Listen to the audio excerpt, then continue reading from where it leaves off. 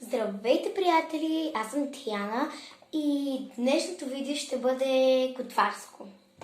Идея за следобедна закуска, която сама съм измислила, да се похваля Мастършеф.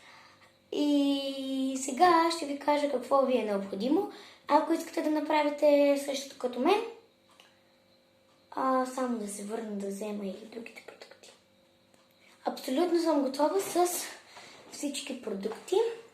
Така, първо ще ви трябват ябълки, течен шоколад, кисело мляко. Аз ще сложа от двата вида какао, нормално какао и несквик. И тук в тази кутия си имам различни видове бисквити, които ще използвам. Както така още имам една купичка, 2 лъжици и един нож за ябълките. Като ще поразчистя малко тук и се отпочваме. Първо си отваряме киселото мляко и ги сипваме в купичката.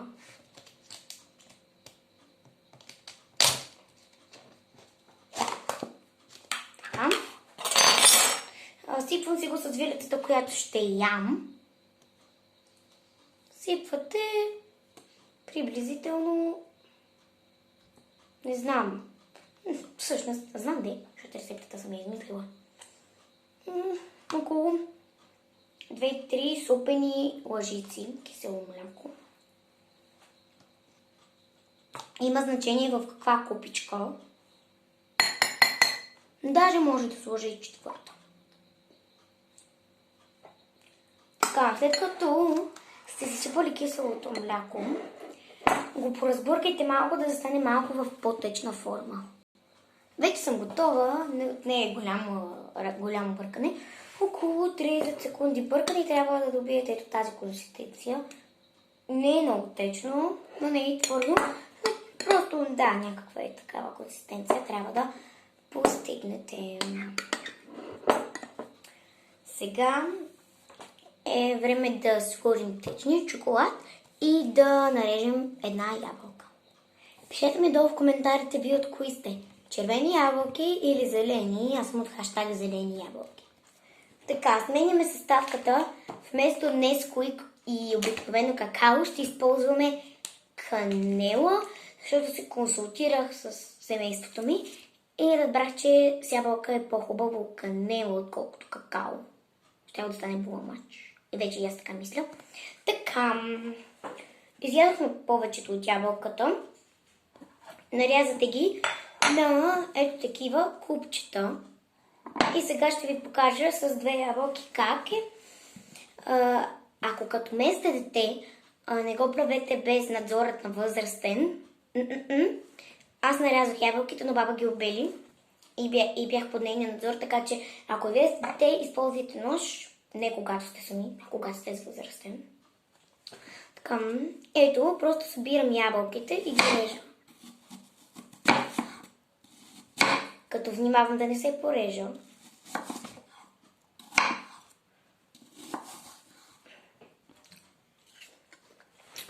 Не всичко отива за храната, вие какво си мислите? Вижте, че те са на по-малки, те са на по-едри парчета. Правя така.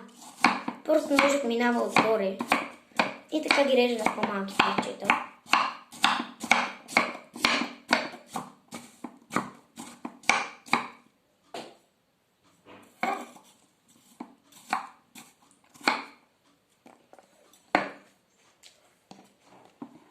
Вече всичко е на малки парчета и го добавяме към млякото. Така. Добавяте всичко, като аз използвах, нарязах около половина ябълка, там някъде. Другото изядох. Разбърквам просто ябълката да ми седи на върха. Така, сега вадим бисквити. Като се върна ще реша кои бисквити да сложиш. Имам избор. Ще използвам бисквитите на закуска, защото те са най-така. Те вътре самите са с ябълка. И затова ще сложа чак, мисля, че ще си отиват. А и другите са по-такива сладки. А това ще е леко по-така здравословна закуска, а не сладолет, както е през лятото. Вътре са 5 бройки. Аз мисля и 5 да сложа, не знам. Ако нямате такива бисквити, просто едни обикновени бисквити ще свършат същата работа. Просто тези са ни вкусни и тези използваме, нека другите не са. Само да кажа, нищо не е спонсорирано, просто си изподелям вкуса, натушавам ги и се връщам. Ще ви кажа нещо. Ако вие като мен сте дете и готвите нещо, не оставите след това майка ви да ви го почисти, защото истинският готвач ще чисти сам. Объркала съм ви. Тези бисквити са с предложение за използване плюс ябълка, което е голям плюс, защото нашата рецепта се нуждае точно такива бисквитки. Вече съм готова, като сложих само 3 бисквити. Така реших, че е добре. И сега ще сложим канела.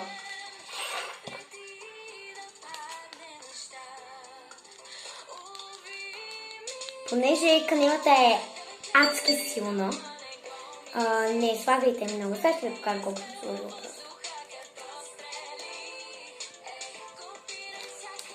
Мале, канелата не ви ли напомня да един штурдъл през зимата? Така, ето колко сложих.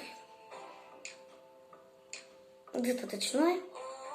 И посипвам ябълките. Даже мисля да сложа още. Може и още, да. Малко не запах. Читате се сами. Ето толкова да ме сравнете колко трябва да сложите.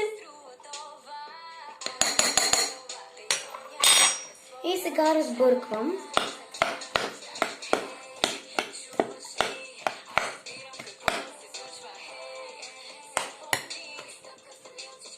Реших вече да не добавям течен шоколад. Понеже винаги решавам движение, ще стане по-здравословно. Чакайте да питам дали ми трябва още канела.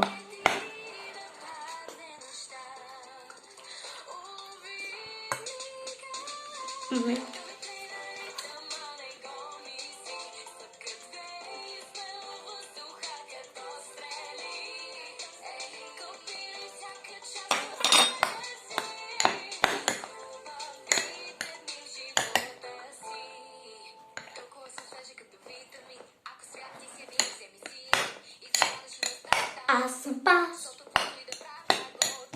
Шах и мат, кой на върха. Много си повярвах, ще стигна до ръба. Който е моля, аз който го деля. Без извинения. Между друго, тази песен ми е една от любимите. Учия по време. Трябва горе-долу да заприлича ето така. Кафяло. Не го сплескайте като мен. Сега ще направя дегустация, аз след това ще викна Марти.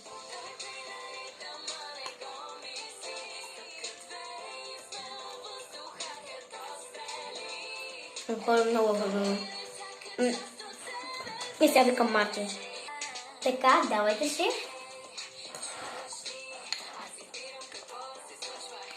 Нищо не взимаш, човек. Оцени имат 1 до 10. 8. Аз оценявам 9. Защото ми е много меко. Само да кажа. Ще кажа съставките, които ви трябват. Ябълка, една половин ябълка. Една чайна. Или не? Колко чайна? Една чайна лъжичка канела. Имам предвид от най-малките лъжички, най-малките, ако някой не знае каква е чайна. Най-малката. Съм сигурна дали съм права да я кажа. Чайна. Така ще казвам. И едно пакетче бисквит. По-скоро 3 бисквитки, 4 обикновени, които иде. Това е супер десерт. Остави малко на мен, моля. Уж 8. Така. Вие не забравяйте един лайк, да се абонирате за нейния канал. И това е. Чао!